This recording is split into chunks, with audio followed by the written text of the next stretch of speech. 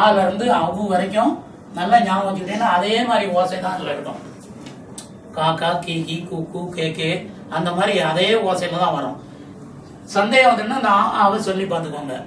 அதுல ஒரு உயிரெழுத்து மெய் எழுத்து இருக்கும், அதை வச்சு நீங்க கண்டுபிடிச்சிடலாம். அப்ப சொல்லும் போது இந்த 7வதுக்கு விடை வந்து காசு, கிளி, கூரை, கேணி, கைப்பிடி என்பதான் அந்த வரிசைப்படி வந்திருக்கக்கூடிய அகர வரிசை. அகர வரிசை அல்பபெட்டிக் ஆர்டர், வேற ஒன்றும் இல்லை. அதை லேசா கண்டுபிடிச்சலாம், அது விளக்கம் தேவையில்லை. அதுக்கப்புறம் இன்னொரு 8வது கேள்வி, இனிய நண்ப இலக்கண குறிப்பு தருக.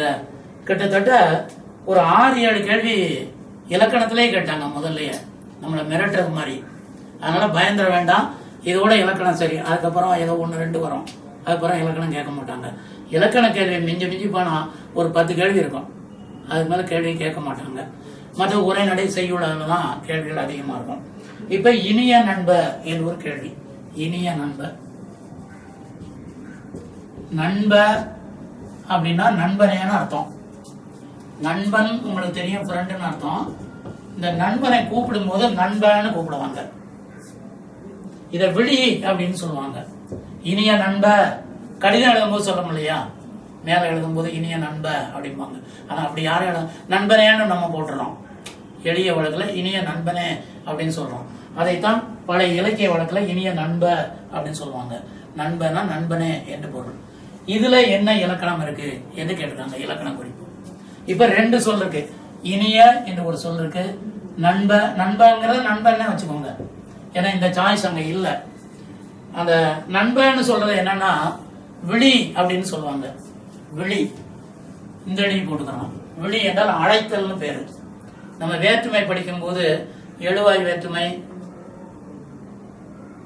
அதாவது முதல் வேற்றுமை, 2ஆம் வேற்றுமை, 3ஆம் வேற்றுமை, 4ஆம் வேற்றுமை, 5ஆம் வேற்றுமை, 6ஆம் வேற்றுமை, 7ஆம் வேற்றுமை, 8ஆம் வேற்றுமைன்னு சொல்லும் போது 8ஆம் வேற்றுமைக்கு இன்னொரு பேரு விழி வேற்றுமைன்னு பேரு. அது ஏன் அப்படின்னா எழுவாய் வேற்றுமை அல்லது முதல் வேற்றுமைன்னு சொல்லுவாங்க. அது எப்பவுமே ஒரு பெயர் சொல்லா இருக்கும். இப்ப முருகன் என்று சொன்னால் இது எழுவாய் வேற்றுமை, ஒரு பெயர் சொல்லது. இதே முருகா என்று கூப்பிட்டோம்னா அதான் விழி வேற்றுமை, 8ஆம் வேற்றுமை. ஒரு பெயர் சொல்லை அழைப்பதுக்கு பேரு தான் விழி வேற்றுமைன்னு பேரு. இப்ப இனிய நண்ப, நண்பனா அவர் கூப்பிடுறாரு, விழி வேற்றுமை என்றும் சொல்லலாம். ஆனா விழி வேற்றுமைக்கு இங்க சாய்ஸ் இல்ல, கேட்டீங்களா? இங்க நம்ம அந்த பெயரச்ச வினையச்சம் இருக்கு பாருங்க, அந்த சாய்ஸ் தான் கொடுத்துருக்காங்க. அப்ப இது வந்து 2 சொற்கள் இருக்கு. என்ன சொற்கள் இருக்கு? இனிய, நண்பன் 2 சொல் இருக்கு. நண்பங்கிறது பெயர் சொல்லு, இனியங்கிறது முடிவடையாத ஒரு சொல்லு. அப்ப அது ஒரு எச்சமா இருக்கு, பெயர் சொல்ல கொண்டு முடிஞ்சிருக்கு.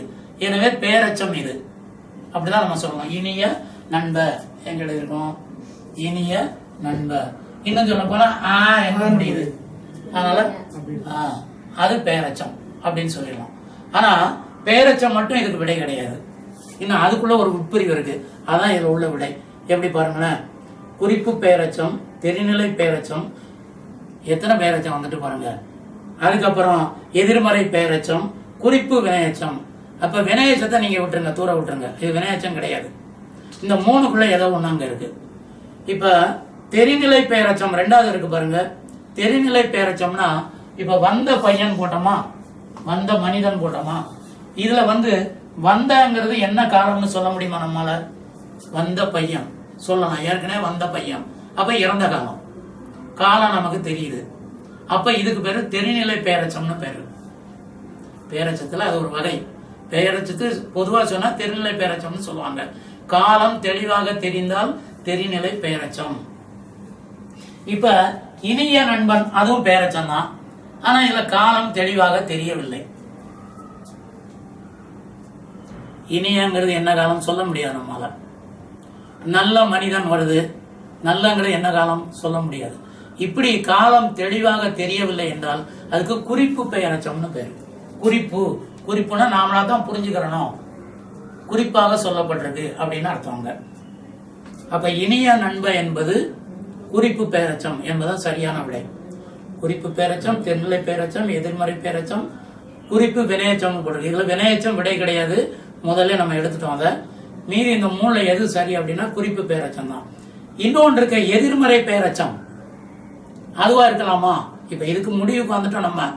இது வந்து பேரச்சம், காலம் தெளிவா தெரியல, எனவே குறிப்பு பேரச்சம் வந்துட்டோம். அப்ப தெரிநிலை அந்த எதிர்மறை பெயரச்சம் ஒன்று இருக்கு, அது எப்படி இருக்கும் அப்படின்னா, இப்ப நல்ல புத்தகம் அப்படி ஒரு தொடர் இருக்குன்னு வைங்களேன். நல்ல புத்தகம், இது என்ன எச்சம் சொல்லுங்க பார்ப்போம். நல்ல புத்தகம், இதுவும் குறிப்பு பெயரச்சம் தான். நல்ல புத்தகம். கிழிந்த புத்தகம் எதிர்மறை பெயரச்சம். கிழிந்த புத்தகம், கிழிஞ்ச புத்தகம். நீங்க நல்லா இருக்கிற புத்தகம் கிழிஞ்சு போச்சு அப்படி சொல்றீங்களா?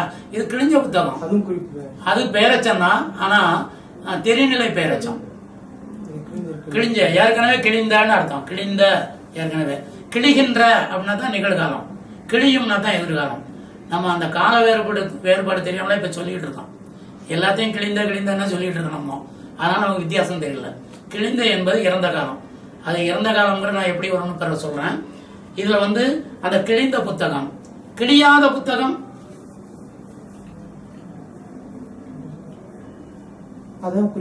அதான் இல்ல. நல்ல புத்தகம் குறிப்புன்னு சொல்லிட்டோம், காலம் தெளிவா தெரியல.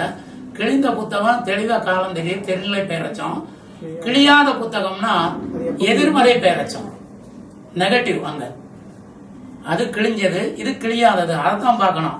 நீங்க நல்ல புத்தகமா கிழிஞ்ச புத்தகமா இது எதிர்மறைன்னு அப்படி பார்க்க கூடாது. நல்ல புத்தகம் தான் நேர்மறை, கிழிஞ்ச புத்தகம் எதிர்மறை, அந்த பொருள் இல்லைங்க. இங்க எப்படின்னா கிழிந்த புத்தகமா கிழியாத புத்தகமா. கிழிந்த புத்தகம் தெரிநிலை பெயரச்சம், கிழியாத புத்தகம் எதிர்மறை பெயரச்சம்.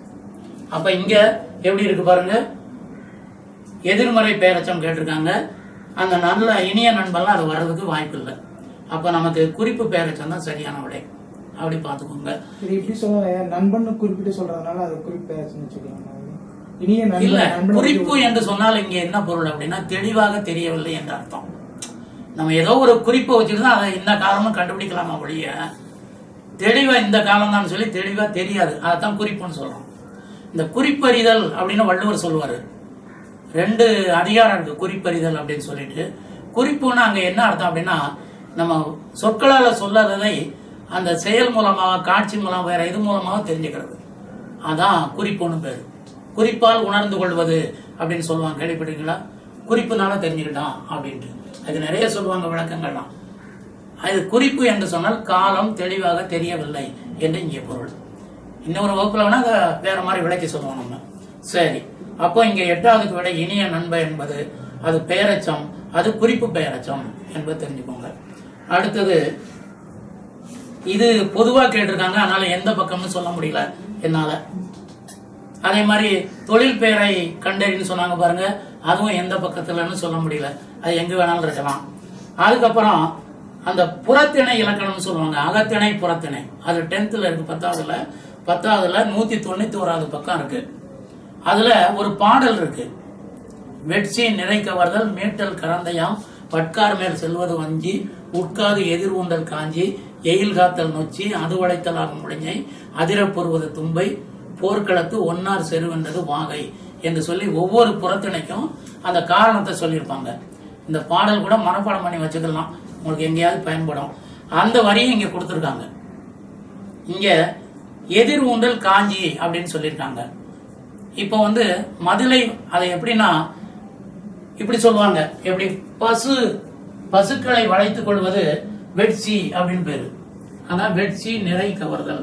அதை மீட்கிறது கரந்தை அப்படிம்பாங்க. அதுக்கப்புறம் வட்கார் மேல் செல்வது வஞ்சி அப்படின்னா பகை நாட்டின் மீது அந்த நில மண்ணாசை கொண்டு போர் செய்வது வஞ்சி திணை அப்படின்பாங்க. அதை எதிர்த்து நின்று போரிடுவது காஞ்சி அப்படிம்பாங்க. அதைத்தான் இங்க போட்டிருக்காங்க, எதிர் ஊண்டல் காஞ்சி. மண்ணாசை காரணமா போருக்கு வர்றவன எதிர்த்து சண்டை போடுறது, அது காஞ்சி திணை. அதுக்கு அடுத்து வரி எயில் காத்தல் நொச்சி. எயில் என்றால் மதில், கோட்டை என்று பொருள். அதை காப்பது நொச்சி அப்படின்னு போட்டிருக்காங்க. ஆனா கேள்வி பாருங்க, விடைய கொடுத்துட்டு கேள்வி கேட்காங்க. இப்படி ஒரு அதிசயமான கேள்வி இது. இந்த இதுக்கு பொருள் தெரிஞ்சா, எயில் காத்தல் நொச்சிக்கு பொருள் தெரிஞ்சா நம்ம விடை சொல்லிடலாம். இங்க மதில் காத்தல்னு இருக்கு, அதுக்கப்புறம் மதில் வளைத்தல் இருக்கு, அதுக்கு பேரு உளிஞ்சைன்னு பேரு. மதிலை வளைத்தல் உளிஞ்சை, அதை காப்பது நொச்சின்னு பேரு. மதில் பூச்சூடல் அது அந்த மாதிரி ஒன்னே கிடையாது. மதில் வாகை சூடல் அது இங்க இல்லை. அப்போ மதில் காத்தல் என்பதான் சரியான விடை, ஏ என்பதான் சரியானது.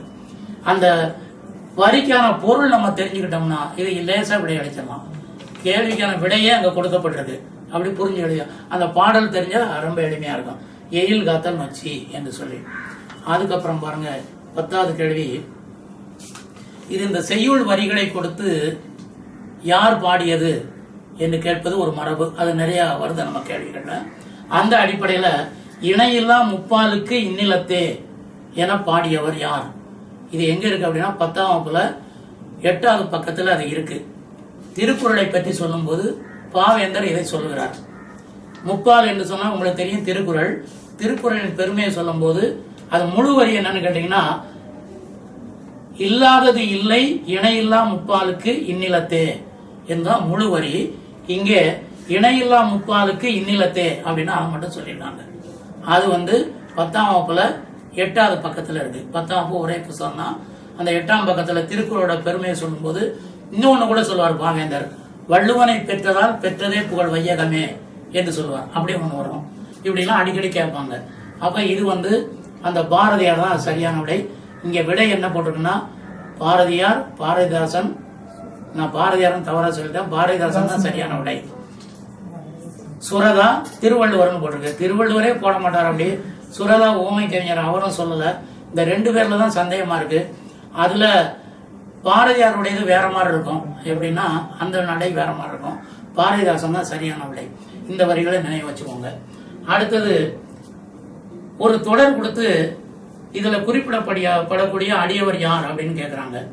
கல்லை சேர்த்து கட்டி கடலில் எரிந்த போது கல்லினை தெப்பமாக கொண்டு கரையேறியவர் யார் அப்படின்னு ஒரு கேள்வி இருக்கு. இது 10ஆம் வகுப்புல 106வது பக்கத்துல அப்பூதியடிகள் புராணம் அப்படின்னு ஒரு பாடப்பகுதி இருக்கு. அதுல இந்த வரியே அப்படியே வருது. எப்படி பாருங்க, கல்லை சேர்த்து கட்டி கடலில் எரிந்த போது, தெளிவா விளங்கும் உங்களுக்கு. கல்லினை தெப்பமாக கொண்டு மிதந்து வந்தவர் யார் அப்படின்னா அப்பர் அடிகள். இங்க அதான் அப்பர் அடிகள் அப்படின்னு போடப்பட்டிருக்கு. அவர் தான் அந்த அப்பூதடிகள் புராணத்துல அவர் தான் முக்கியமான ஆளு. அதாவது அப்பூதடிகள் என்ன செய்வாருன்னா, அவருடைய வீட்டில் இருக்கக்கூடிய பொருட்கள், குழந்தைகள் எல்லாத்துக்குமே இவர் பேரை வச்சிருப்பாரு, இவர் மீது கொண்ட அன்பினால. இப்ப அப்பர் என்றாலும் திருநாவுக்கரசர்னாலும் ஒரே பொருள் தான், 2 பேரையும் ஒரே ஆளத்தான் குறிக்கும். அவர் பேரே வச்சதுனால இவர் போய் அதிசயமா அந்த வீட்டுல போய் பாக்குறாரு. எங்க பார்த்தாலும் திருநாவுக்கர், ஒரு டம்ளரை கூட திருநாவுக்கரசர் தான் பேர் வச்சிருக்காங்க. அப்படி பார்த்து அவருக்கு கேட்டு அங்க சாப்பிடணும் அப்படின்னு இருக்கும் போது அவருடைய வரலாற்றை சொல்லும் போது இந்த அப்பூதியடிகள் சொல்றாரு, பொங்கு கடல் கல் மிதப்ப போந்தேரும் அவர் பெருமை என்று குறிப்பிடுகிறார். பொங்கு கடல் கல் மிதப்ப போந்தேரும் அவர் பெருமை என்று சொல்லி அந்த கடல்ல கல்லை கட்டி போட்ட போது மிதந்தவர் என்று இந்த அப்பூதியடிகள் அப்பரை பற்றி சொல்லுகிறார். ஏன்னா அப்பூதியடிகள் புராணத்துல முழுக்க முழுக்க அப்பூதியடிகளும் இந்த அப்பரும் தான் வருவாங்க. இவர் அவங்க வீட்டுக்கு போவாங்க, அதுக்கு பிறகு நடக்கிற நிகழ்ச்சியை சொல்றதுதான் அந்த புராணம். அதுல இவர் பெருமையை சொல்லும் போது பொங்கு கடல் கல் மிதப்பான ஒரு வரி வருதுல, அப்பூதியடிகள் அதை பத்தி சொல்றாரு. அப்ப கல் மிதப்பங்கிறது இந்த அப்பரடிகளை தான் குறிப்பிடுது, மற்றவங்களை யாரும் குறிப்பிடவில்லை என்று நாம் ஒதுக்கி விடலாம். பெரியாழ்வார், அப்பூதியடிகள், மாணிக்க வாசகர். இதுல அப்பூதியடிகள் கிடையாது, பெரியாழ்வார் கிடையாது, மாணிக்க வாசகரும் கிடையாது. அப்பதான் சரியான விடை. அதுக்கப்புறம் 12வது ருபாயத் என்பதன் பொருள். இது ஒரு பாரசீக சொல். ருபாயத் அப்படிங்கிறது அந்த பாரசீக கவிஞர் உமர் கயாம் அப்படின்னு ஒரு கவிஞர் கேள்விப்பட்டிருப்பீங்க. அவருடைய பாடல்களை நம்முடைய கவிமணி தேசிய விநாயகம்பிள்ளை அவர்கள் தமிழ்ல மொழிபெயர்த்திருக்காங்க. 115 பாடல்கள் அதில் உண்டு. அது வாழ்க்கை தத்துவங்களை நிறைய சொல்லக்கூடியது. அவர் நம்ம பாடலை எப்படி பிரிச்சிருக்கோம் அப்படின்னு கேட்டீங்கன்னா, 2 அடிகள் வந்துச்சுன்னா அது குரல் அடின்னு சொல்றோம், 3 அடிகள் வந்தா சிந்தடி, 4 அடிகள் வந்தா அளவடி அல்லது நேரடின்னு சொல்றோம், 5 சீர்கள் வந்துச்சுன்னா நெடில், 5 அடி வந்துச்சுன்னா அது நெடிலடி அப்படின்னு பேரு, 5க்கு மேல 6, 7 அடிகள் வந்துச்சுன்னா களி நெடிலடி அப்படின்னா அடிகள் அடிப்படையில் நம்ம பேர் வச்சிருக்கிறோம், அதாவது வரிகள் அடிப்படையில். அதே மாதிரி மேல்நாட்டுல அந்த ருபாயத் என்பது 4 அடிகளை கொண்ட பாடல் அப்படின்னு அர்த்தமா. கேள்வியா தான் கேட்டிருக்கு.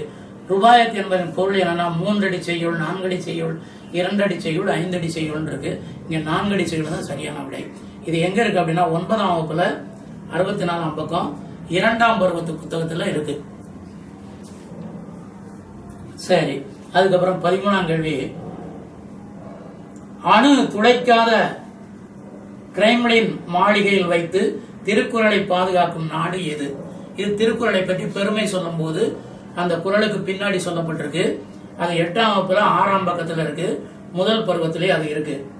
அது எந்த நாடு அப்படின்னா ருசிய நாடு, ரஷ்யா. அங்கதான் இந்த மாதிரி பாதுகாக்கிறாங்க அப்படின்னு சொல்றாங்க. அணு துளைக்காத ஒரு அறைக்குள்ள முக்கியமான பொருள்லாம் அங்க வச்சு பாதுகாக்காங்களாம். எத்தனை அழிவு வந்தாலும் அது வருங்கால சந்ததிக்கு இருக்கணுங்கிறதுக்காக அதுல வைக்கப்பட்டது நம்ம திருக்குறள் என்பது நமக்கு பெரிய பெருமை. அதை இங்கே சொல்லுகிறார். இது 8ஆம் வகுப்பு 6ஆம் பக்கத்துல இருக்கு. முதல் பருவ புத்தகத்துல இருக்கு. சரி, அதுக்கப்புறம் தமிழ் 3000 எனப்படுவது நூல் எது அப்படின்னு கேள்வி. அதுக்கு சாய்ஸ் வந்து தேவாரம், திருவாசகம், திருமந்திரம், திருக்குறள் அப்படின்ட்டு. தமிழ் 3000 அப்படின்னு அதுக்கு ஏன் பேர் வந்தது அப்படின்னா 3000 பாட்டு அந்த நூல்ல இருக்குன்னு அர்த்தம். அதான் தமிழ் 3000 பேரு. அதை வந்து திருமந்திரத்தை சொல்லுவார்கள். திருமந்திரம் தான் 3000 பாடல், மற்றவையெல்லாம் குறைந்த எண்ணிக்கை கொண்ட பாடல். அதை வைத்தே நம்ம சொல்லிடலாம். இதே திருமந்திரத்தை பற்றி இன்னொரு கேள்வியும் வருது, அதை அங்க பார்க்கலாம்.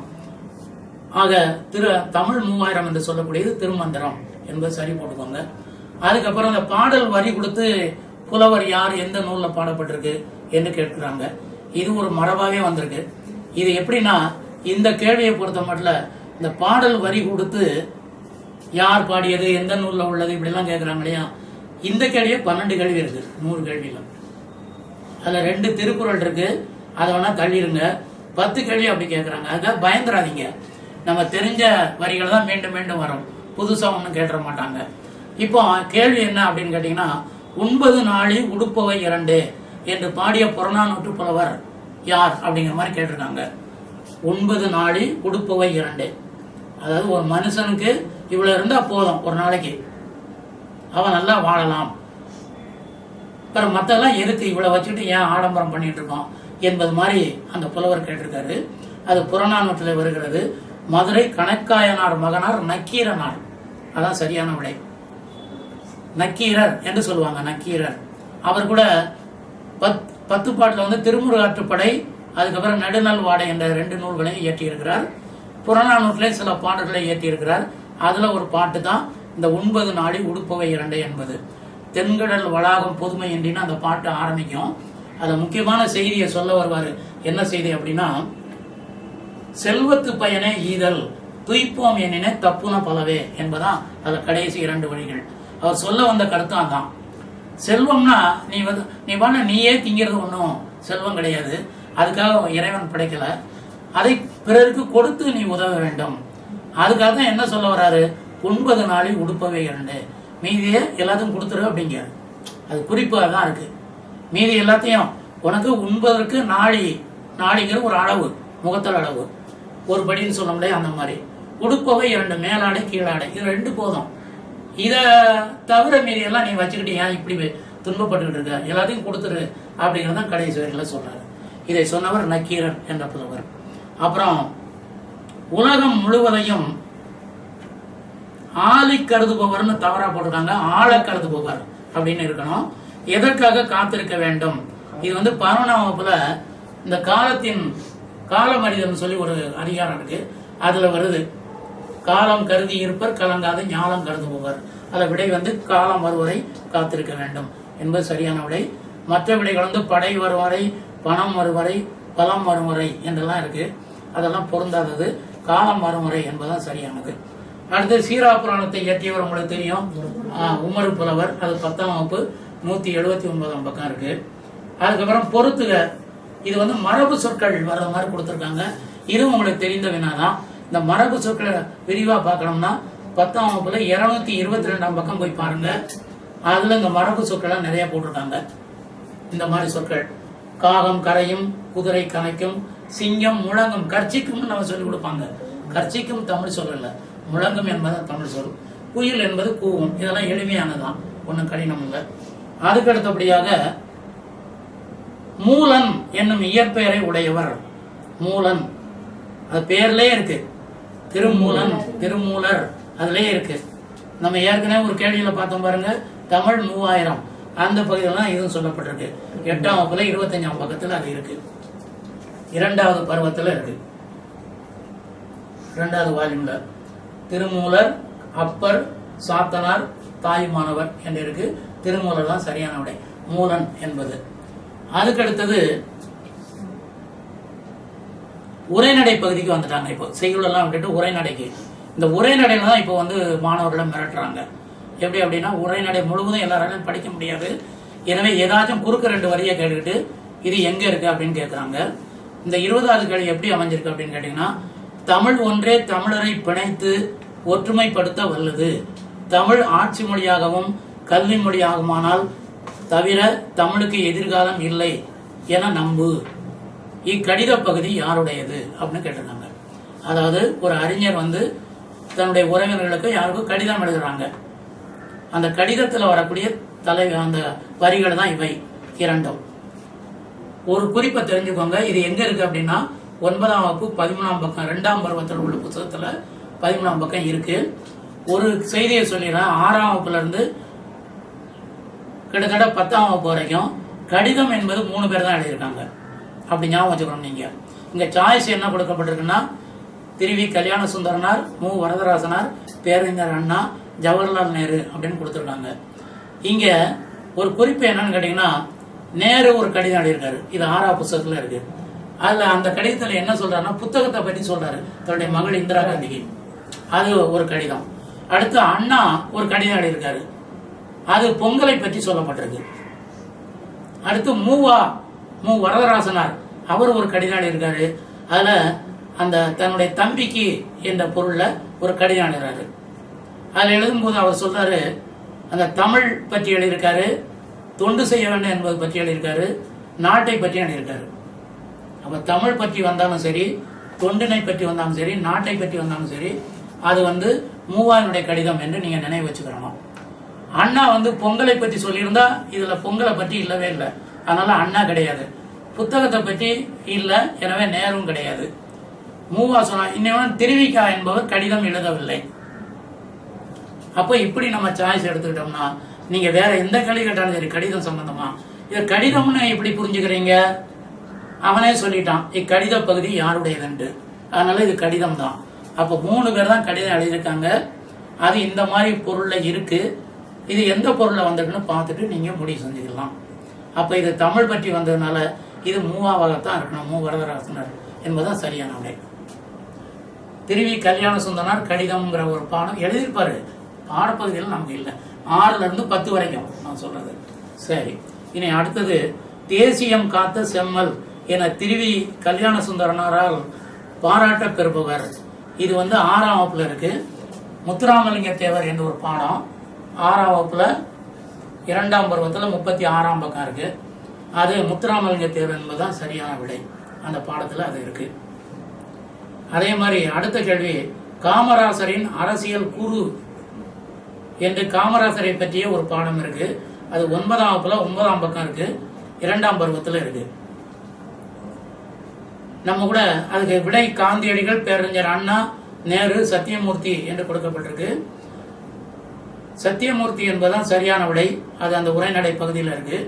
நம்ம சென்னையில கூட அந்த தலைமையகத்துக்கு பேரு சத்தியமூர்த்தி பவன் அப்படின்னு அதுக்கு பேரு. காங்கிரஸ் தலைமையகத்துக்கு அவருடைய பேர் வச்சிருக்காங்க என்பது நினைவு வச்சுக்கோங்க.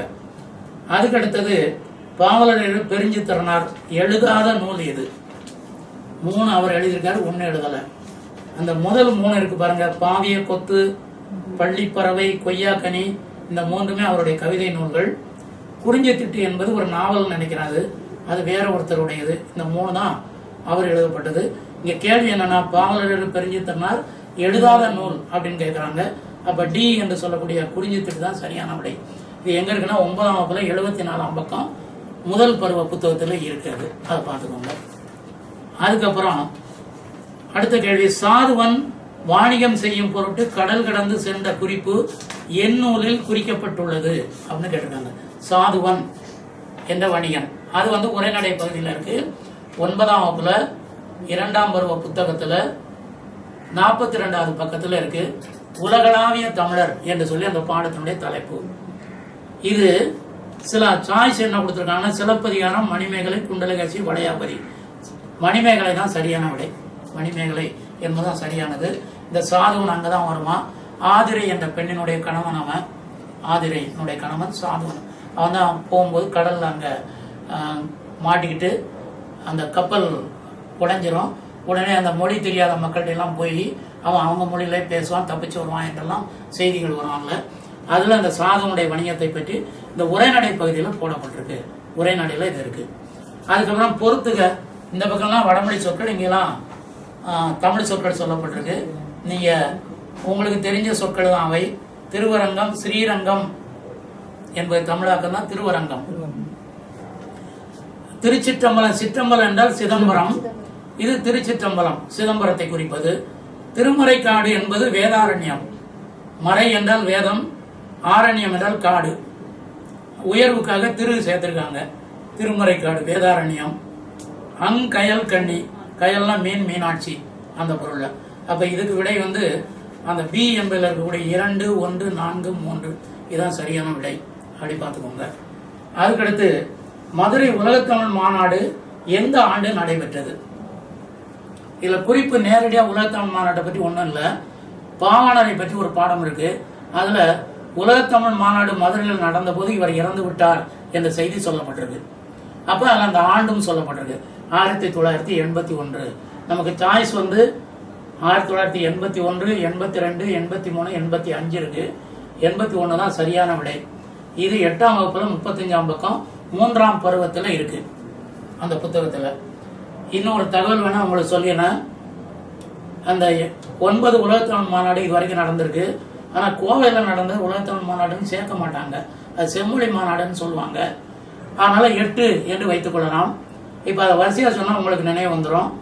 1966 கோலாலம்பூர், 68 சென்னை, 70 பாரிஸ், 74 யாழ்ப்பாணம் இலங்கையில, 81 மதுரை, அதான் இங்க உள்ள விடை. 87 கோலாலம்பூர் திரும்பவும், 89 மொரிசியஸ், 95 தஞ்சாவூர். அதோட உலகத்தமிழ் மாநாடு முடிவடையுது. கோவையில் நடந்தது செம்மொழி மாநாடு, அதனால இதுல சில பேர் சேர்க்க மாட்டேங்கிறாங்க. அது எப்படின்னா 2010 நடந்தது. இப்படி ஒரு தகவலுக்கு வச்சுக்கோங்க நீங்க. அதுக்கப்புறம் இங்கே மீண்டும் ஒரு வடமொழி சொல், இங்க தமிழ் சொல் அந்த மாதிரி கேட்டிருக்காங்க. இங்க கொஞ்சம் கடினமா இருக்கு இந்த சொற்கள் வந்து. இடதுகை பக்கம் மீனாட்சி, மதுர வசனி, கட்க நேத்திரி, விசாலாட்சி என்று இருக்கு. இந்த பக்கம் அங்கேயர் கண்ணி, வாழ் நெடுங்கண்ணி, நீள் நெடுங்கண்ணி, தேன்மொழி பாவை என்று இருக்கு. கொஞ்சம் தொடர்பு இல்லாத மாதிரி இருக்கு நமக்கு. கொஞ்சம் இது கொஞ்சம் கண்டுபிடிக்க கொஞ்சம் கடினம் தான். இந்த பொறுத்துகளை ஒரு எளிமையான என்னன்னு கேட்டீங்கன்னா, 4 விடை கொடுக்காங்கல்ல, 2 கண்டுபிடிச்சா போதும், நம்ம கண்டுபிடிச்சிடலாம். இது மீனாட்சி, அது இங்க எதுவா இருக்கும்? அங்கையர் கண்ணி, கயல் கண்ணி தான் மீனாட்சி. கயல்னா மீன் அர்த்தம். நேருக்கு நிறைய விடை கொடுத்துட்டாங்க அதுல. அதனால முதல் விடை பாருங்க, எல்லாம் ஒண்ணுனே இருக்கும். ரெண்டாவது 4, 4ன்னு 2 நாள் இருக்கு. அப்ப அதுல குழப்பம் வந்துட்டுன்னு நமக்கு அர்த்தம். இங்க மதுர வசனி, வசனம் என்றால் மொழிவது, சொல்லுவதுன்னு அர்த்தம். மதுரம்னா இனிமைன்னு அர்த்தம், தேன் அப்படி எடுத்துக்கிறோம் அதை. அப்ப தேன்மொழி பாவை என்பதான் மதுர வசனி. அப்ப 4வது 2 நாள் வந்துட்டு. இப்ப அடுத்து நம்ம இது கண்டுபிடிக்கிறது அப்படின்னு பார்த்தோம்னா, கற்க நேத்திரி, நேத்திரம்னா கண்ணுன்னு அர்த்தம். சங்கர நேத்திராலயம்னா அதுக்கு ஏன் பேருனா, நேத்திரம்னா கண்ணு வடமொழியில. அந்த நேத்திரினா கண்ணை உடையவள்னு அர்த்தம். கற்கம்னா வாழ் அப்படிங்கிற பொருள்ல இருக்கும்னு நினைக்கிறேன். ஆனா வாழ் நெடுங்கண்ணி அப்படின்னு போட்டிருக்கு, கற்க நேத்திரி. அதுக்கப்புறம் விசாலாட்சி, விசாலம்னா அகன்றது, பெரியன்னு அர்த்தம். நீள் நெடுங்கண்ணி அப்படின்னு போட்டிருக்காங்க, பெரியன்ற பொருள். அப்படிதான் இந்த வடமொழி சொற்களை நம்ம புரிந்து கொள்ள வேண்டியிருக்கு. எனவே பி என்று சொல்லக்கூடிய அந்த 1, 4, 2, 3 அந்த வரிசையில் இருக்கு இல்லையா, அதான் சரியான விடை. அதை பார்த்துக்கோங்க. இனி அடுத்தது பிழையற்ற தொடரை தேர்வு செய்க. இந்த பிழை எதுல கொடுத்திருக்காங்க அப்படின்னா,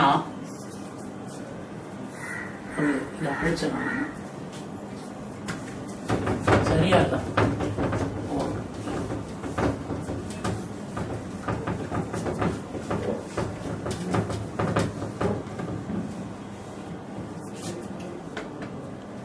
இந்த ஒரு ஓர் வருது பாருங்களா, ஒரு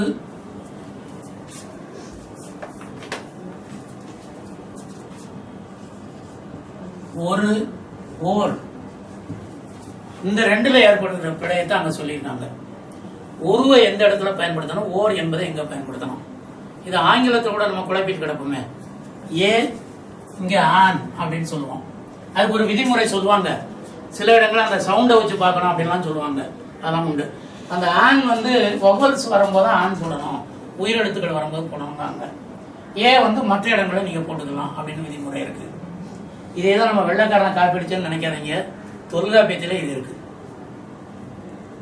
முதலீர் எண்ணின் முன்னுயிர் வருகாலை தவளன மொழிவ உகரக்கிழவி முதல்நிலை நீடல் ஆவைனான என்று 2500 ஆண்டுக்கு முன்னாலே நம்மால் சொல்லிட்டோம். இதை இந்த ஒருங்கிறது ஓரணம் ஆகும் அப்படின்ட்டு சொல்லிட்டாங்க. அது இருக்கு. நம்மளும் அதே விதியை தான் சொல்றோம். அதே விதினா அவனை சொல்லக்கூடாது, நம்மளை பார்த்தா அவங்க சொல்லிருக்கான்னு வேணா சொல்லிக்கலாம். இந்த ஒரு என்பது எல்லா சொற்கும் வரும். ஓர் என்பது உயிரெழுத்துக்களோட ஆரம்பிக்கக்கூடிய சொற்கள் வரும் பாருங்க, அப்பதான் ஓர் சொல்லணும். எடுத்துக்காட்டு சொல்லணும்னா, அந்த காலத்துல 2 திரைப்படம் சொல்லுவாங்க. அண்ணன் ஒரு கோயில், அண்ணன் ஒரு கோயில், அன்னை ஓர் ஆலயம், அன்னை ஓர் ஆலயம் அப்படிம்பாங்க. இப்படி 2 திரைப்படத்தினுடைய பெயர்.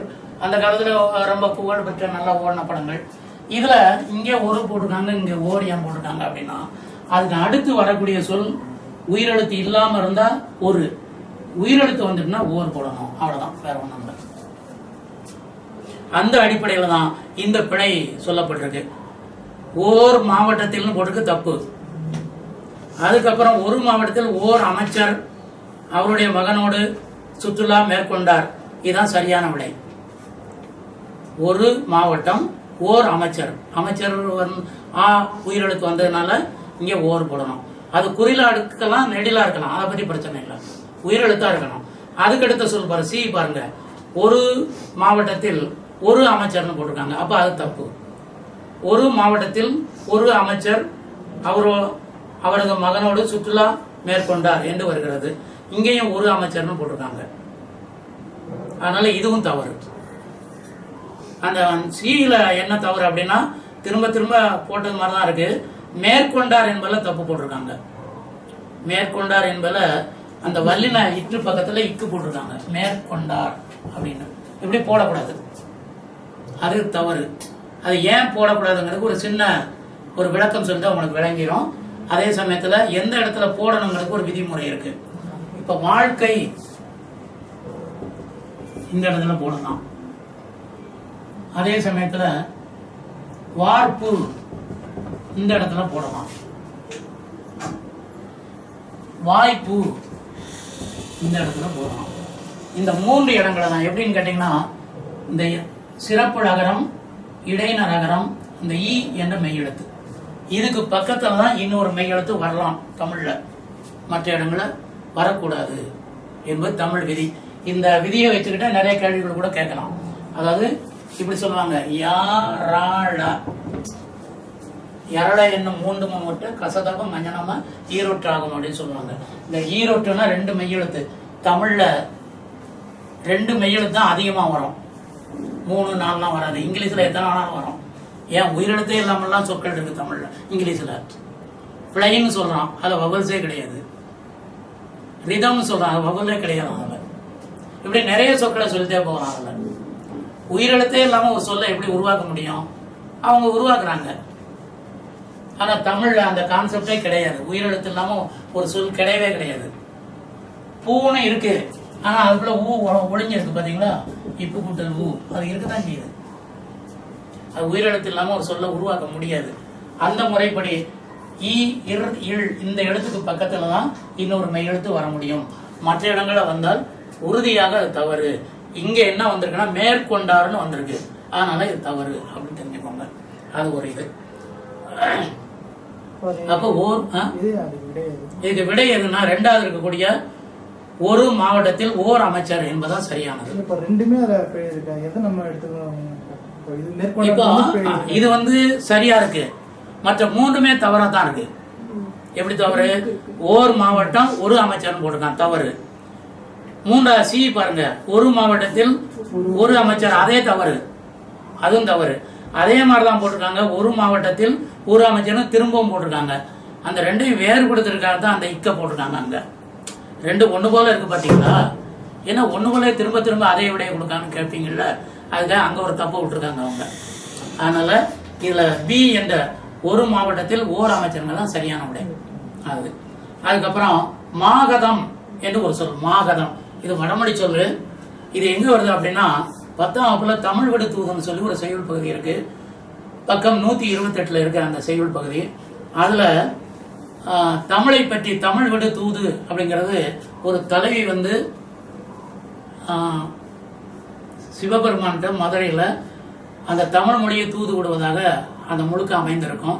அப்போ சொல்லும்போது தமிழுடைய பெருமையே சொல்லிட்டு போவாங்க. நிறையா சொல்லும்போது தமிழில் என்னென்ன சிறப்புகள்லாம் உண்டு, எத்தனை பாவகை உண்டு, எப்படிப்பட்ட ஓசை நயம் உண்டு, இதெல்லாம் சொல்லிட்டே போவாங்க அப்படி தமிழை பற்றி சொல்லும்போது.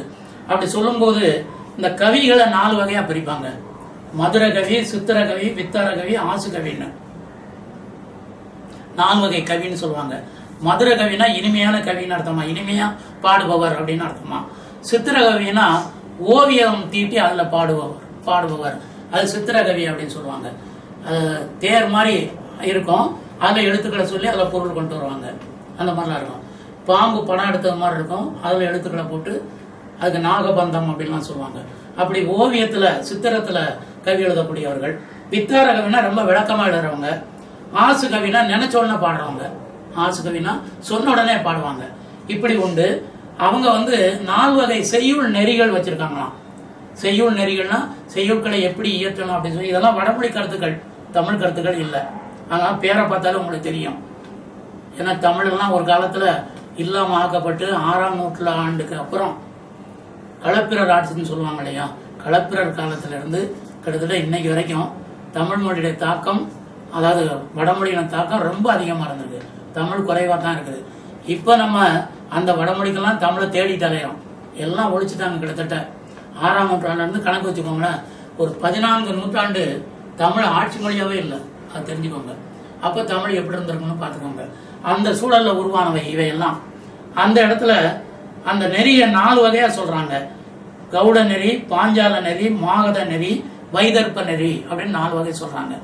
இந்த ஒவ்வொன்றும் ஒவ்வொரு நெறியும் ஒவ்வொரு அந்த கவிகள் பயன்படுத்துவாங்களாம், கவிஞர்கள் பயன்படுத்துவாங்களாம்.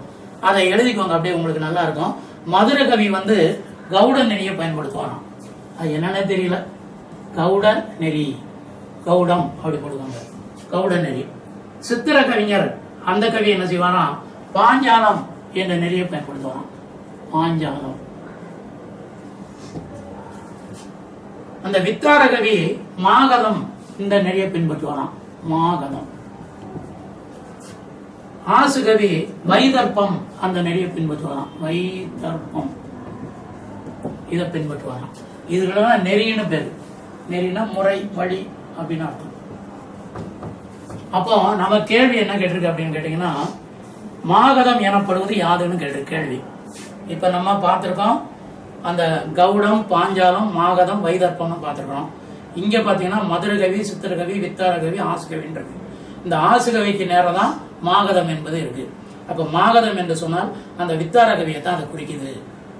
இந்த கேள்வி மாகதம் எனப்படுவது என்ன, வித்தாரகவி அதுதான் குறிக்குது அப்படின்னு சொல்லி நம்ம சொல்லிக்கிறோம்.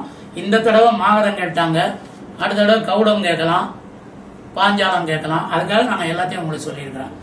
இது அந்த விளக்கம் 10ஆம் புத்தகத்துல 128 பக்கம் இருக்கு. அதுக்கப்புறம் ஒரு எளிமையான கேள்விதான், அகத்திணையின் வகைகள் யாவை? 10ஆம் வகுப்புல 166 பக்கம் இருக்கு. 7 வகை என்பது சரியான விடை. 5, 6, 3, 7ன்னு கொடுத்திருக்காங்க. 7 தான் சரியான விடை. இந்த 5 என்பது என்னன்னா அன்பின் 5 இணை அப்படிம்பாங்க. குறிஞ்சி, முல்லை, மருதம், நெய்தல், பாலை இருக்கு இல்லையா, இதுக்கு பேரு அன்பின் 5 இணை அப்படின்னு பேரு. இது வந்து தலைவனும் தலைவியும் சமமான அன்பு கொண்டவர்கள் அர்த்தம். குறிஞ்சி, முல்லை, மருதம், நெய்தல், பாலை, இந்த 5. அதுக்கப்புறம் கைக்கிளை பெருந்திணைன்னு வருது பாருங்க. இது வந்து அன்பு உடையவர்கள் தான், அகத்திணை பற்றி தான் சொல்லுது. இருந்தாலும் கைக்கிளை என்பது ஒருவர் விரும்புவது, ஒருவர் விரும்பாம இருக்குது, ஒருதலை காதல். பெருந்திணை என்பது 2 பேரும் விரும்புறாங்க, ஆனா வயது பொருத்தமா இல்ல, பொருந்தாத வயது, அதனால அது பெருந்திணைன்னு சொல்றாங்க. ஆக அங்க ஒரு 5, இந்த இது 2, 7, மொத்தம் 7 அகத்திணை அப்படிம்பாங்க. புறத்திணை எத்தனைன்னு கேட்டா 12ன்னு சொல்லலாம். அங்கேயும் இந்த கைக்கிளையும் பெருந்திணையும் வரும். நம்ம மக்கள் ஏன் அங்க போய் புறத்திணையில போய் சேர்த்தாங்கன்னா, இது உண்மையான அன்பு இல்லை, முழுமை பெற்ற அன்பு இல்லை என்பதனால அதை அங்க போய் சேர்த்துட்டாங்க பிற்காலத்துல. ஆக அகத்திணை எத்தனைன்னு கேட்டோம்னா அந்த அன்பின் 5 இணை 5, இந்த கைக்கிளை பெருந்தனை 2 சேர்த்தா 7 மொத்தம் அப்படின்னு சொல்லுங்க. அதுக்கப்புறம் பகுபதத்தில் குறைந்த அளவு இருக்க வேண்டிய உறுப்புகள். பகுபதம் உறுப்புகள் உங்களுக்கு தெரிந்திருக்கும்னு நினைக்கிறேன். பகுதி, விகுதி, இடைநிலை, சாரியை, சந்தி, விகாரம். பகுதி, விகுதி, இடைநிலை, சாரியை, சந்தி, விகாரம். பகுதி, விகுதி, இடைநிலை, சாரியை, சந்தி, விகாரம். இப்படி 6 உறுப்புகள் சொல்லுவாங்க. இந்த வரிசைப்படி தான் அங்க சொல்லப்பட்டிருக்கோம். ஏன் இந்த வரிசைப்படுத்துறாங்க அப்படின்னு கேட்டீங்கன்னா, இந்த பகுதி விகுதியும் ரொம்ப முக்கியமானது. எந்த ஒரு சொல்லை எடுத்துக்கொண்டாலும் இந்த பகுதி விகுதி என்பது கட்டாயமா இருக்கும். அதனால இந்த முதல்ல இந்த 2 போட்டிருக்காங்க. அதுக்கப்புறம் கொஞ்சம் முக்கியம் குறைந்தது இடைநிலை, அதை விட முக்கியம் குறைந்தது சாரியை, அதை விட குறைந்தது சந்தி, அதை விட குறைந்தது விகாரம். ஏன்னா பயன்பாட்டில் இதெல்லாம் குறைச்சு தான் வரும். இதுதான் ரொம்ப அதிகமா வரும். முக்கியமா இதுதான் பயன்படுத்தப்படும். இதுதான் ஒரு பகுபத உறுப்பிலக்கணத்துல அடிப்படையா இருக்கக்கூடிய சொற்கள். எப்படின்னு பாருங்க. செய்க என்று ஒரு சொல் இருக்கு. இதை பிரிக்கும் போது செய் கூட்டல் கான்னு பிரிக்கணும். செய் பகுதி, கா என்பது வியங்கோடு வினைமட்டு விதின்னு சொல்லுவாங்க. இந்த 2 கட்டாயம் இருந்தாகணும். அதான் கேள்வியை கேட்டிருக்காங்க பாருங்க. பகுபதத்தில் குறைந்த அளவு இருக்க வேண்டிய உறுப்புகள் அப்படின்னு கேட்டா பகுதி, சந்தி, இடைநிலை, சாரியை, பகுதி, விகுதி, விகுதி, சாரியை என்று இருக்கு. 2 போட்டிருக்காங்க. பகுதி விகுதி தான் சரியான விடை. அது கட்டாயம் இருக்கணும் எல்லாத்துலயுமே அப்படிங்கிறாங்க. அதுக்கப்புறம் ஒரு இலக்கண குறிப்பு. ரொம்ப நேரமா வேற மாதிரி போயிட்டு ஒரு இலக்கண குறிப்பு. உருவேனில் என்று கேள்வி கேட்டிருக்காங்க. அதுக்கு விடை வினைத்தொகை, உரிச்சொற்றொடர், பண்புத்தொகை, வினையச்சம் என்று கொடுத்திருக்காங்க. உரு வேனில் என்று 2 பிரிச்சுக்கலாம். அதை உரு வேனில். வேனில் என்றால் வெயில் காலம்னு அர்த்தம். நம்மளோட இளவேனில், முதுவேனில் அப்படிலாம் சொல்லுவோம். உரு வேனில்னா ரொம்ப வெயில் காலம் அப்படிங்கறத சொல்றாரு. இந்த உருங்கிறது என்னன்னு கேட்டீங்கன்னா, அது உரிச்சொல் என்ற வகையை சார்ந்தது. உரு என்பது நம்ம தமிழ் சொற்களை 4 வகையா பிரிப்பாங்க. பெயர் சொல், இலக்கண அடிப்படையில் பெயர் சொல், வினைச்சொல், இடைச்சொல், உரிச்சொல். பெயர், வினை நமக்கு தெரியும். இடைச்சொல் என்பது அந்த பெயர் சொல்லுக்கும் வினைச்சொல்லுக்கும் துணையா வரக்கூடியது. இந்த மற்ற வேற்றுமை உறுப்புகள்லாம் கூ, ஐ இதெல்லாம் இருக்கு பாருங்க, இதெல்லாம் இடைச்சொல்லுவாங்க. உரிச்சொல் என்று சொன்னால் செய்யுளுக்கே மட்டும் வரும். செய்யுளுக்கே உரிய சொல் உரிச்சொல் என்று சொல்வார்கள். செய்யுளுக்கு உரிமை கொண்டு வரும் சொல் உரிச்சொல் என்று சொல்லப்படும். அது சின்ன சொற்களாக இருக்கும். கடினமான பொருளை தரக்கூடியதா இருக்கும். பார்த்தோன்னா நம்ம கண்டுபிடிக்கணும். உருன்னா நமக்கு என்னன்னு தெரியாது. அகராதை தான் போய் பார்க்கணும். அந்த உரிச்சொற்களை எல்லாமே பெரும்பாலும் பார்த்தீங்கன்னா கடின சொற்களாக இருக்கும். இது தொல்காப்பியர் நூற்றுக்கணக்கான உரிச்சொற்களை சொல்லுகிறார். ஆனா நம்ம பாடப்பகுதியில் என்ன இருக்குன்னா, இந்த சால, உரு, தவ, நனி கேள்விப்பட்டிருப்பீங்க. உரு, தவ, நனி, கூர், களி அப்படிலாம் சொற்கள் வரும். இதெல்லாம் உரி சொற்கள் என்று சொல்லுவாங்க. இது எல்லாத்துக்கும் என்ன பொருள் அப்படின்னா, மிகுதி, மிகுதியாக அர்த்தம். சால பேசினா மிகுதியா பேசலாம். உறுதுணையாக இருக்குன்னா நான் மிகுந்த துணையா இருக்கிறேன். தவ பிஞ்சு அப்படின்னா ரொம்ப மிகுதியான பிஞ்சுன்னு அர்த்தம். இப்படி மிகுதி என்ற பொருளே வரும். இது செய்யுள தான் பெரும்பாலும் வரும். 1-2 வேணா ஒரே நடையில வரலாம். இந்த மாதிரி உரி சொற்கள், இந்த மாதிரி ஒரு இது இருக்கா. அதுக்கப்புறம் கடி என்று ஒரு உரிச்சொல் இருக்கு. மா என்று ஒரு உரிச்சொல் இருக்கு. தட என்று ஒரு உரிச்சொல் இருக்கு. அப்புறம் வை என்று ஒரு உரிச்சொல் இருக்கு. நமக்கு வந்திருக்கு, அதை சொல்றேன். நூற்றுக்கணக்கான இருக்கு. வை என்று ஒரு உரிச்சொல் இருக்கு. அதுக்கப்புறம் மல்லல் என்று ஒரு உரிச்சொல் வந்திருக்கு. மல்லல் அப்படின்ட்டு. அதுக்கப்புறம் நாமம் அப்படின்னு ஒரு உரிச்சொல் இருக்கு. நாமம் அப்படின்ட்டு எடுத்துக்காட்டு சொல்றேன் பாருங்க. இப்ப சால பேசினான், உறுதுணை என்றெல்லாம் வரும். கடி என்று சொன்னால் அதுக்கு 13 பொருள் இருக்கு. கடி என்பது ஒரே இருக்கு. இங்க எப்படி வந்திருக்குன்னா 13, அந்த 6 சொற்கள் மிகுதி என்ற ஒரு பொருளை தரும். 6 சொற்களும் அது ஒரு பொருளை தான் தரும். மிகுதி என்ற ஒரு பொருளை. இந்த கடி என்ற ஒரு சொல்லு பல பொருளை தரும். அப்படி ஒரு டைப் இருக்கு. 13 பொருள். கடிநகர் அப்படின்னா காவல் மிகுந்த நகர் அப்படின்னு அர்த்தம். அந்த காலம் மன்னர்கள்லாம் என்ன செய்வாங்க அப்படின்னா, தான் குடியிருக்கக்கூடிய அந்த தலைநகரத்தை சுற்றி கோட்டைகளை கட்டி கொள்வாங்க. அந்த நகரத்துக்கு பேரு கடிநகர் அப்படின்னு பேரு. கடிது சென்றான்னா விரைவாக சென்றான்னு ஒரு அர்த்தம். கடிமா என்று வரும். கடிமா என்று சொன்னா விரைவாக செல்லக்கூடிய மா, அதாவது குதிரைன்னு அர்த்தம். இப்படி இந்த கடி என்பதற்கு பல பொருள் இருக்கு. இது ஒரு வகை உரிச்சொல். மா என்று ஒரு உரிச்சொல். இது நம்ம இன்னைக்கு பேச்சு வழக்கில் பயன்படுத்துறோம். மாநகரம், மாநகர காவல், மாஞாலம் என்றெல்லாம் சொல்லுகிறோம். இந்த மா என்றால் பெரியன்னு அர்த்தம். இங்கே மா என்றால் பெரிய, அது மிகுதின்னு அர்த்தம். இதுக்கு 13 பொருள் இருக்கு. மா என்றால் பெரிய. இது தட என்று சொன்னாலும் பெரியன்னு அர்த்தம். தடந்தோள் அப்படின்னு சொல்லுவாங்க, பெரிய தோள்கள். தட வரை அப்படின்னா வரைனா மலைன்னு அர்த்தம். பெரிய மலை என்ற பொருள் தட வரைன்னு வரும். இங்க வை என்றால் கூர்மையான அர்த்தம். இதுக்கு பொருள் நம்மெல்லாம் கேள்விப்பட்டிருக்க மாட்டோம். வை என்றால் கூர்மையான. வைவேல் அப்படின்னா கூர்மையான வேல் என்று அந்த பொருளாம். அதே மாதிரி மல்லல் அப்படின்னா வளம்னு அர்த்தமா. வளம், மல்லல் என்றால் வளம். வைனா கூர்மை. வைரம் வைரம், வைரம்ன்றது கூர்மையானதா இருக்கும் சார். வைன்றது வைரம் அந்த அடிப்படையில் கூட தோன்றி இருக்கலாம், அந்த சொற்கள் தோன்றி இருக்கலாம். ஆனா வை என்றால் அது ஒரு உரிச்சொல்லு, அது கூர்மை என்ற பொருள்ல வரும். வைவேல் அப்படின்னு சொல்லுவாங்க. மல்லல்னா வளம் என்ற பொருள். மல்லல் மதுரைனா வளமான மதுரை என்று பொருள். அதுக்காக நாமம், நாமம்னா அச்சம்னு பொருள். இங்க நாமவேல் அப்படின்னா அச்சம் தருகின்ற வேல். பார்த்தோடனே வேலை பார்த்தோடனே பயமா இருக்குமா, அப்ப சண்டைக்கே போக மாட்டான் அப்படிங்கிற பொருள்ல இப்படி இந்த உரிச்சொற்கள் வரும். இதுக்கு பேரு உரிச்சொற்கள்னு பேரு. இது கூட இன்னொரு சொல் சேர்ந்து வந்தால் அதான் உரிச்சொல் தொடர். தொடர் என்றால் சென்டென்ஸ், வாக்கியம் அப்படின்னு பொருள். நம்ம இதை மட்டும் கேட்டாங்கன்னா உரிச்சொல்லுன்னு தான் சொல்லணும். இதை மட்டும் கேட்டாங்கன்னா, அதே சமயத்துல இங்க உரு வேனில் அப்படின்னு கேட்டுருக்காங்க. இது உரிச்சொல்லு. வேனில் என்பது இன்னொரு சொல்லு, உரு வேனில். அப்போ இது உரிச்சொல் தொடர். உரிச்சொல்லை கொண்டிருக்கின்ற ஒரு தொடர். தொடர்னா சென்டென்ஸ் அர்த்தம். அப்ப தனியா கேட்டாங்கன்னா இது உரிச்சொல்லுன்னு தான் சொல்லணும். இன்னொரு சொல் சேர்ந்து வந்துட்டு அப்படின்னா உரிச்சொல் தொடர் என்று சொல்லணும். இது ஒரு இலக்கண குறிப்பு, அடிக்கடி கேட்கக்கூடியது. அப்ப நமக்கு விடை பியில் இருக்கக்கூடிய உரிச்சொல் தொடர் என்பதான் சரியான விடை. அதுக்கப்புறம் இறை, செப்பு என்பன கீழ்கண்ட எச்சொல்லுக்கு வழங்கும் வேறு பெயர்கள் அப்படின்னு கேட்டிருக்காங்க. இறை, செப்பு என்று சொல்லு நம்மளை குழப்புவதற்காக இறை என்றால் இறைவன் ஒரு சொல்ல கீழே போட்டாங்க, அது நம்ம குழப்புறதுக்காக. ஆனால் அதற்கான விடை விடை என்பதுதான் விடை.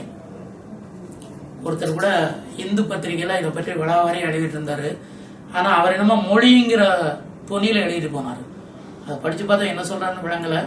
மொழியை பத்தி சொல்ற மாதிரி இருந்தது. இந்த இறை, செப்பு என்ற சொற்கள் 10ஆம் வகுப்புல 97ஆம் பக்கத்துல இருக்கு. வினா விடைன்னு சொல்லி ஒரு கேள்வி உண்டு. வினா 6 வகைப்படும், விடை 8 வகைப்படும் இருக்கு இல்லையா. அதுல சொல்லும் போது இறை, செப்பு என்பன விடையை குறிக்கக்கூடிய சொற்கள் அப்படின்னு சொல்லுவாங்க. இந்த செப்பு தான் இன்னைக்கு தெலுங்கு போயிட்டு நம்மகிட்ட செப்பு என்ற பொருள்ல விடை. உண்மையில அது பொருள் விடை தான் அர்த்தம். செப்பு என்றால் விடை என்றுதான் பொருள். அதே மாதிரி இறை என்ற சொல்லு விடை.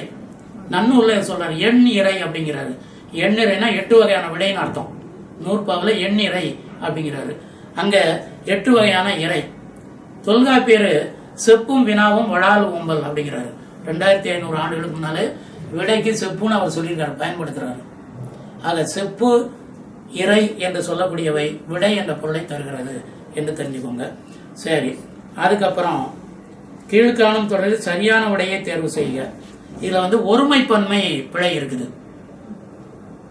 ஒரே தொடர் மாதிரி தெரியும், இந்த ஒருமைப்பன்மை தவறு விட்டாங்க. இதுல எப்படி அப்படின்னு கேட்டீங்கன்னா, விடை பாருங்க.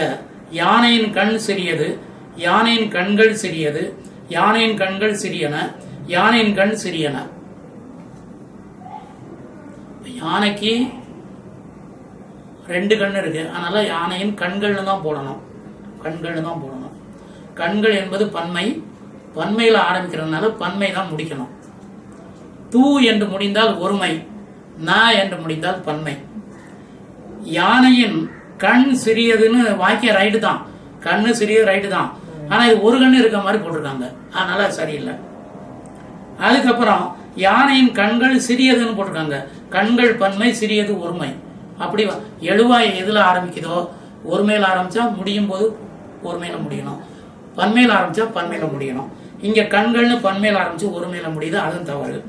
கண்கள் சிறியன என்பதான் சரியானது. சிறியதுங்கிறது ஒருமை, சிறியன என்பது பன்மை. யாரும் அப்படி சொல்லதே இல்லை. அதுக்கப்புறம் யானையின் கண் சிறியனா அப்படின்னு போட்டிருக்காரு. கண்ணுங்கிறது ஒருமை, சிறியனாங்கிறது பன்மை. அதனால அதுவும் தவறு. அப்போ மூன்றாவது விடையாகிய யானையின் கண்கள் சிறியன என்பதுதான் சரியான விடை. பன்மையில ஆரம்பிச்சு பன்மையில முடியுது. இதுதான் உங்களுக்கு அந்த சின்ன இலக்கணம் தெரிஞ்சிருக்கான்னு பாக்குறாங்க, வேற ஒன்றும் இல்லை. அதுக்கப்புறம் ஒரு செய்யுள் வரி கொடுக்கப்பட்டிருக்கு. அண்ட பகுதியின் உண்டை பிறக்கும் என்று அந்த வரி. இது எந்த பாடத்துல இருக்குன்னா 10வதுல தமிழ் மொழியின் அறிவியல் சிந்தனை என்று சொல்லி ஒரு 157ஆம் பக்கத்துல 10வதுல இருக்கு. தமிழ் மக்கள்கிட்ட எவ்வளவு அறிவியல் சிந்தனை இருந்தது என்பதை சொல்லப்படி அந்த பாடம் கட்டாயம் படிக்கணும் எல்லாருமே. அதுல சொல்றாரு, இந்த அண்டம் என்பது ஒரு பரந்த பகுதி, அதில் பல கோள்கள் இருக்கின்றன, சூரியனை மையமாக வைத்துக்கொண்டு என்ற செய்தியை திருவாசகம் தான் சொல்லுகிறதாம். இந்த வரிய அண்ட பகுதியின் உண்டை பிறக்கும் என்று சொல்லி திருவாசகம் சரியான விடை. தேவாரம் 770, திருக்கோவையார் இல்ல, திருவாசகம் தான் சரியான விடை. அதுக்கப்புறம் கேளல் என்பதின் பொருளை தேர்ந்தெடுத்து எழுதுக. கேளல் அதுக்கு விடை எருமை, புலி, கரடி, பன்றின்னு போட்டிருக்காங்க. எருமை, புலி, கரடி, பன்றி. பன்றி என்பதான் சரியான விடை. இது எங்க இருக்கு அப்படின்னா 10ஆம் வகுப்புல 175ஆம் பக்கம் இருக்கு சீரா புராணத்துல. அது கேளல்னு ஏன் பேருனா அது கிளச்சிக்கிட்டே இருக்கணும், மண்ணை கிளைப்பதனால கேளல் அப்படின்னு பாவாணன் சொல்றாரு. பன்றி. அதுக்கப்புறம் பொறுத்துக. இங்க அந்த சமய குறவர்கள் இருக்காங்க இல்லையா, 4 அவங்களுடைய பிறந்த ஊர் இந்த பக்கம் கொடுக்கப்பட்டிருக்கு, அவங்களுடைய பேர் இடதுகை பக்கம் இருக்கு.